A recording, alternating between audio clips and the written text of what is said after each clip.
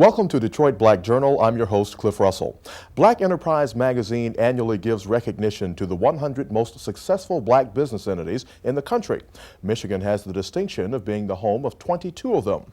Earl G. Graves, publisher of Black Enterprise, says the CEOs of black-owned businesses have weathered the economic storms and societal cold blasts and have remained some of the most vocal advocates of the free enterprise system. One of the 22 is Barden Communications, and Don Barden is their leader. Now, just who is Don Barden? Well, Don Barden has a 25-year track record of success in various fields. He has prospered as a real estate company owner in Ohio. He was a successful newspaper publisher and a broadcast journalist, something near and dear to my heart, and he's also served in public office. He is currently the owner of one of the largest urban cable television systems in the country. In addition to his success as an entrepreneur, Don Barden is recognized as an outstanding citizen in the community who is involved in numerous charitable causes. He recently organized a high-level summit, and we understand another is coming up, attracting the area's top movers and shakers to discuss strategies for Detroit's future. And with that, we are very pleased to welcome Mr. Don Barden. Thank you for being on the program. Glad to be with you. Good. Let's start off first how you got into the business world, what prompted you to become an entrepreneur, and how you got your start. Actually, I started at a very young age in the front yard of my parents' home, actually selling vegetables on a vegetable stand. Vegetables we had grown in our backyard to help supplement the family income. So, and in addition to that, in junior high school, drove a tractor to school, plowed gardens on the way after football and basketball practice on the way home. Did you do this out of perceived necessity, or did you have that entrepreneurial spirit even back then? I think it was a combination of both. I wanted to have some money in my pocket to buy some of the things I wanted, and I also did not want to be a burden on my parents because they had their hands full trying to raise 13 children, and there were 13 of us, and I was number 9, so I wanted to make a contribution, and I've always enjoyed work. I view work as pleasure. So now, when did you professionally decide I'm going to go into business for myself, and how did that whole thing come about? I would say it started during the summers, the summer right after high school. I worked in a machine shop and was paid $50 a week.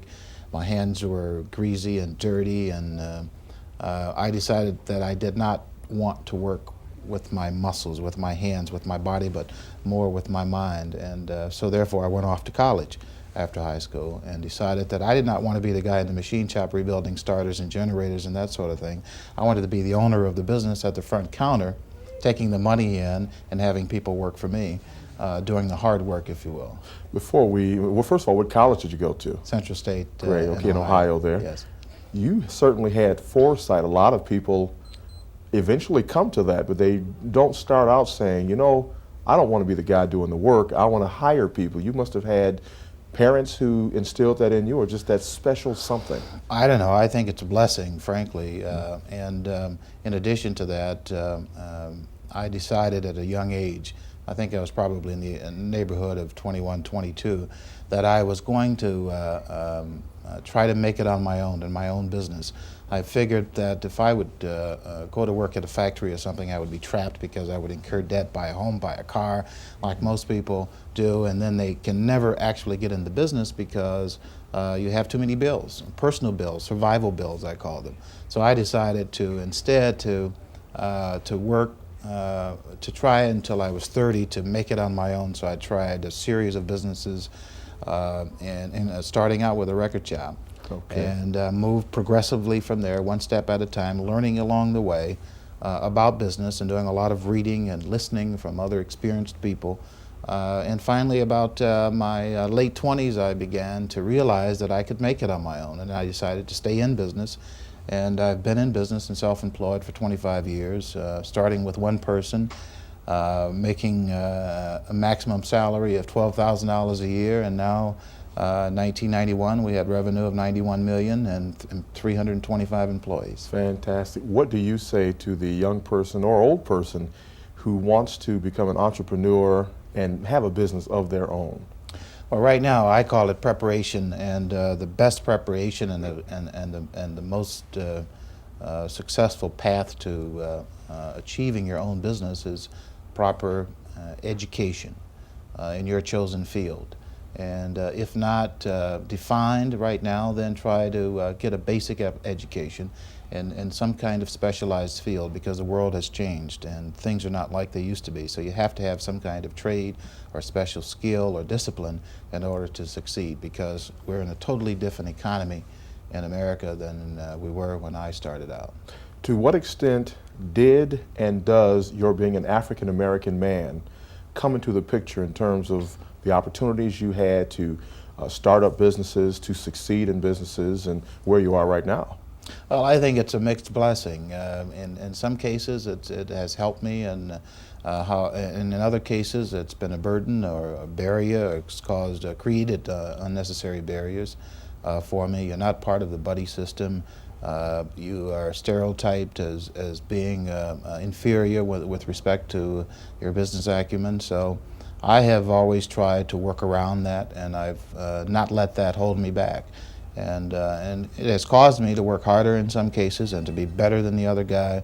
But whatever it took, I was willing to make that sacrifice to demonstrate that I could excel as well as anyone else in any given field. You also say it helped you. How so?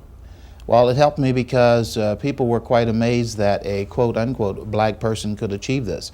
So you got additional accolades because you achieved something that may be ordinary in the majority community, but is perceived as exceptional on the part of a minority.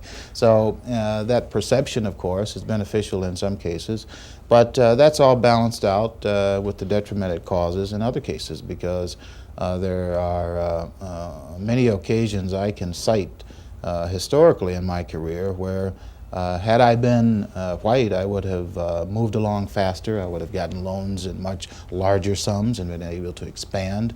There wouldn't have been the shadow of doubt cast over proposals or propositions that I was making. In other words, I had to over and over again prove myself. But that did not bother me. It did not stop me. It just encouraged me and inspired me to continue on. From what I've heard too from other black entrepreneurs, there's that same type of attitude that comes from the black community. Unfortunately, many African Americans don't have the faith in their own business people in many instances. Well, yeah, part of that is a stereotyping created by the majority community, and in some cases by our own people. And in many cases, blacks we are our own worst enemies.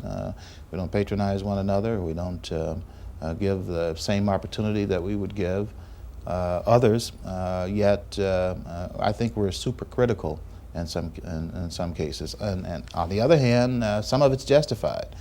Some people don't realize that you have to measure up to a high level of standard regardless of what color you are. And I don't think you should be given credit unless credit is due. So that's based on performance. So blacks have to perform up to a high level of standards, and then I don't think we would be subjected to criticism. That's not the case in all cases. It's a two-way street. The customers need to have the faith in the black business people. Black business people have to perform. Absolutely. You have to come up to the level of standards in this country, and that's what we're dealing with. Mediocrity won't work. It has to be a high level of performance. After the record store and the real estate and serving in public office, after the vegetables, how did you end up in cable television and communications? Well, I was doing real estate development versus real estate sales. I always make the distinction in Ohio at the time.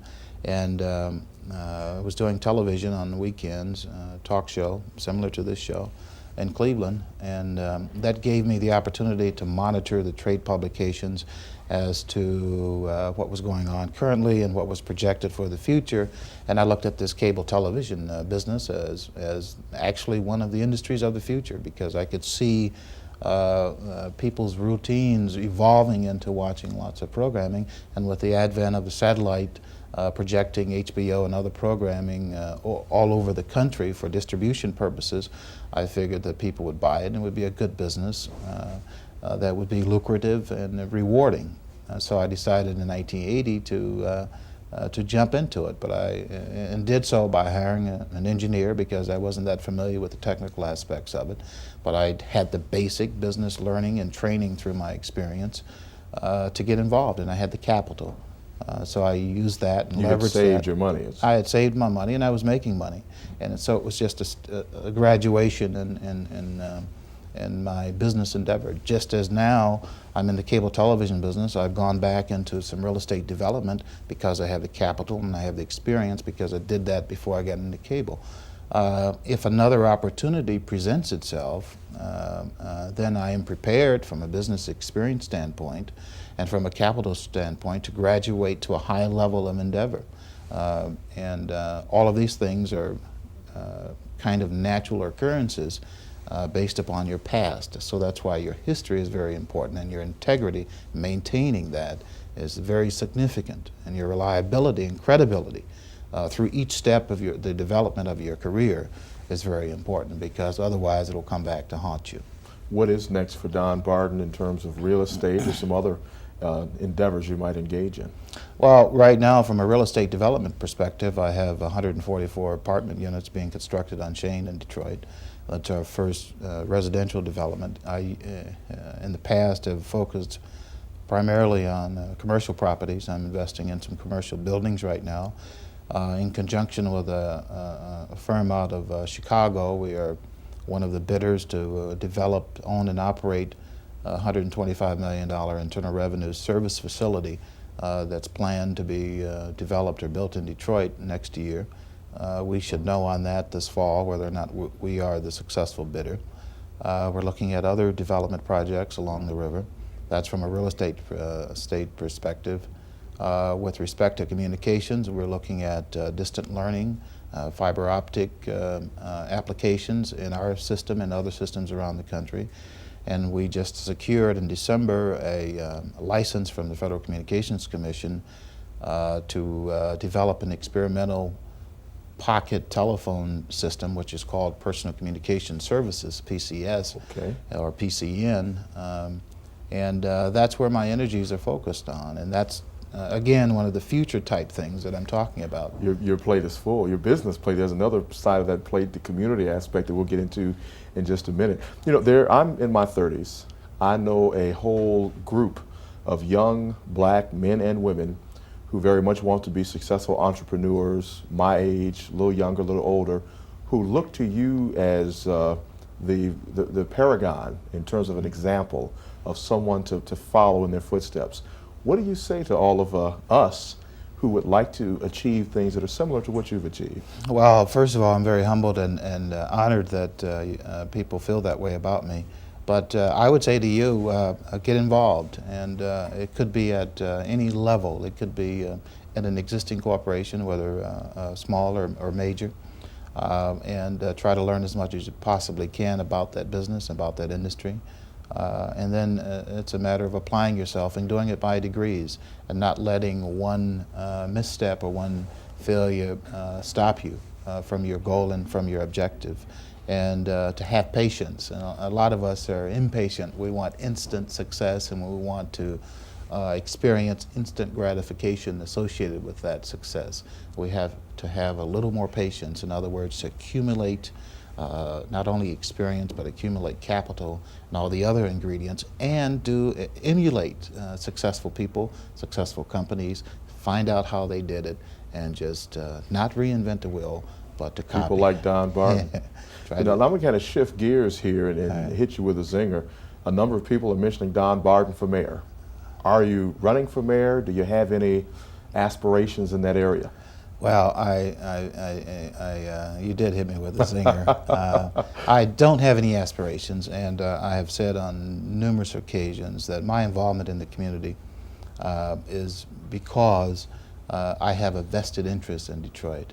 I have apartments I'm building. I have a cable system in which I've invested $120 million. I'm planning to make additional investments. So if Detroit is successful, and Detroit is a vibrant community with vitality, and people are making money, that's what I want people to do, is to earn money. I'll get my share in the process. I'll get more cable customers. And if people have money and jobs and opportunities, more homes that are vacant will be filled. So Don Barden will benefit from that. Relative to my own interest in serving the community, I think I can best serve in the civic form at this juncture and in my business capacity at this juncture. If in the future that the need arises for me to make a decision as to serving public office, in public office, I'll have to make that decision at that juncture. So now is not the time, it's not ruled out in the future, but Today is not the time. today is not the time. Because I've talked to a number of people who would say, well, here's a black man who has achieved things, he has this finger on the pulse of the city, he obviously is a person who succeeds in what he goes into. We'd like to have somebody that in the mayor's office when the time comes, as you say. Well, you're right, when the time comes. Right now, Coleman Young is the mayor. I support Coleman Young, and now is not the time to discuss it because it's early. We're a year and a half away from even thinking about that, or actually, before it actually occurs, you have to think about it a lot sooner, but I think there are several more months before anyone will have to decide whether or not they're interested. Right now, though, I'm pleased with the outstanding job that Coleman Young has done. You held a very highly publicized, high-level summit in the city of Detroit about Detroit's future. We talked about it in the open of the show. What came from that you believe can be implemented in the city of Detroit? What do we need? And just to get the last thing on that mayor piece, a lot of people are calling for new leadership, and your thought about that whole scenario. Well, first, I think the summits have achieved a tremendous amount of success. I think that the organizations in Detroit, the principal organizations such as Detroit Renaissance, New Detroit, Detroit Economic Growth, the Chamber, right down the line, have all re-examined their priorities, re-examined their missions and objectives, and now are focusing more attention on the needs of the city of Detroit. I think the media is acting and reacting more in a more responsible fashion. I think some of the sensationalism has been toned down, primarily because the media has been involved in all the summits and have been full participants, so they understand directly some of the needs of the city. I think that the people in the community have a new sense of hope. But as far as the focus of these summits, I have concluded, after receiving reams and reams of ideas, suggestions, proposals, that the biggest void that I see, and after visiting Cleveland and other communities, is, as far as leadership is concerned, is in the private sector. We don't have the kind of corporate and individual commitment from the private sector that is necessary for Detroit to be revitalized to the level that we'd like to see. Why is that? Are we talking about racism? Are we talking about lack of economic incentive? Why don't we have that corporate involvement? Well, I think it's a combination of a lot of things. I think historically you go back and you will find that Detroit historically has been too dependent upon the automobile industry. We have three major corporations that have pretty much dominated the scene. Well, they are downsizing. They are not providing the kind of jobs and employment that they once provided. A lot of their factories and office space are being located not only outside of the city, but outside the state, and in some cases outside of the country. We don't have the diversification that other communities enjoy. We don't have a lot of things that people take for granted in other communities that have made comebacks, so to speak. We're talking about jobs, too. Jobs, and I mean, certain structural, infrastructure type items, such as mass transportation. We just don't have it. Diversified small and mid-sized companies to augment the huge big three that we have. We have operated on an industrialized base in the past. We have to now diversify our industrial base now into one of more service, one of more white collar instead of just blue collar. The day of the unskilled labor in a high-paying job is over. So we have to teach our people from an educational standpoint that you have to develop skills, have to be educated in order to compete in the new global economy. That hasn't happened historically in Detroit. So we have to make some structural changes. We have to have tax reform, education reform, and most importantly, we have to have the private sector step up to the leadership plate. And I think the mayor is cooperative and will cooperate. He's shown that because the corporate leadership now, in terms of, and I'll call names actually, of people who have invested in Detroit. Peter Stroh, Stroh River Place, they made a major investment. Harbortown, A&R. A&R and Michigan are major developers. Al Todman, Max Fisher, and the Riverfront Apartments. So we've had some major investment. Detroit is actually not dead. I mean, people criticize Detroit, and in many cases Coleman Young, but a lot of more often than not, it's unfair criticism. Because I can look at up and down the riverfront, I can look in the neighborhoods, I can look at Victoria Park, I can look at the Madden building, I can look at the Heinz building, and I can see all kinds of development. And those who criticize that the city is only focusing on big ticket items downtown, I think is unfounded. Because it's necessary to have a vibrant and a successful downtown. That's the focal point of your community. But not only have we had that and some activity, in the midst of a very deep recession, the worst since the Depression in my view, we have still been able to struggle along and provide economic development and redevelopment in Detroit, not only in the downtown but also in the neighborhoods.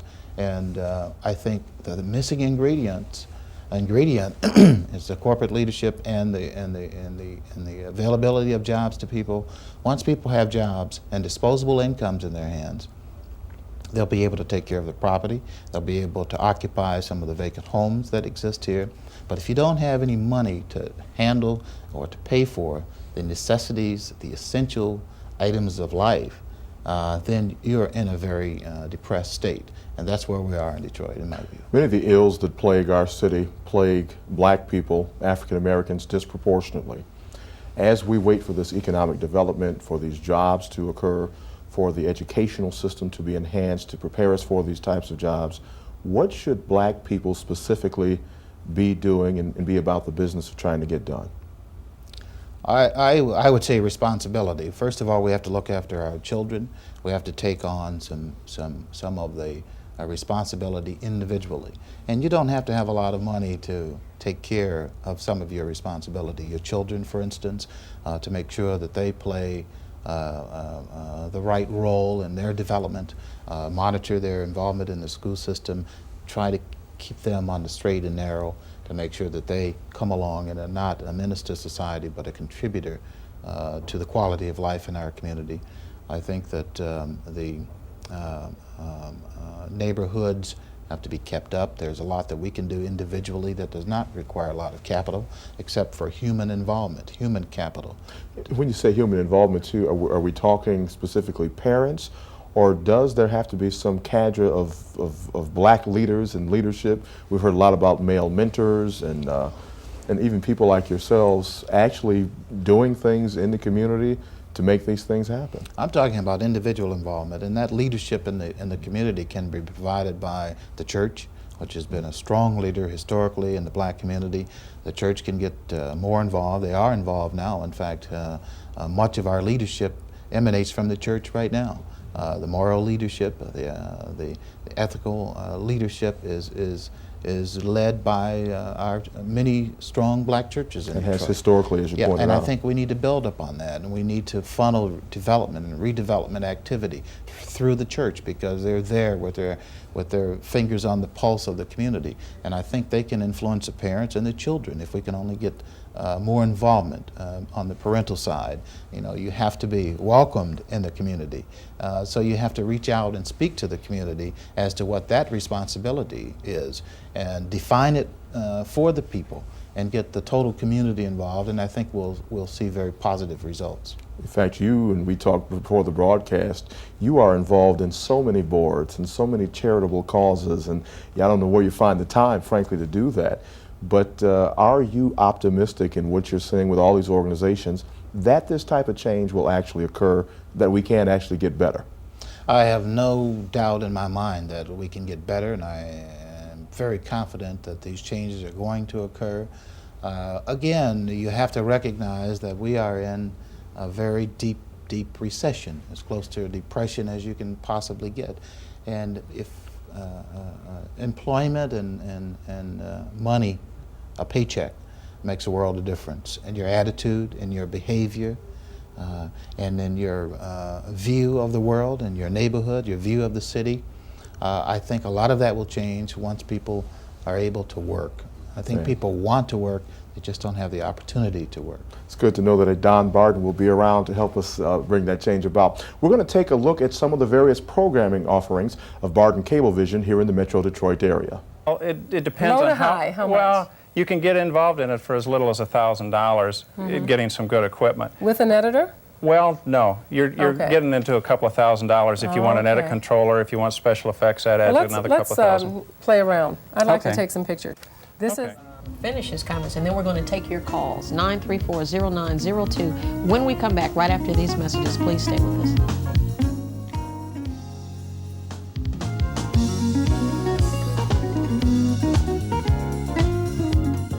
September is the beginning of the Christmas season. Right after Labor Day, they start throwing up Christmas decorations for the pagan god dollar bill.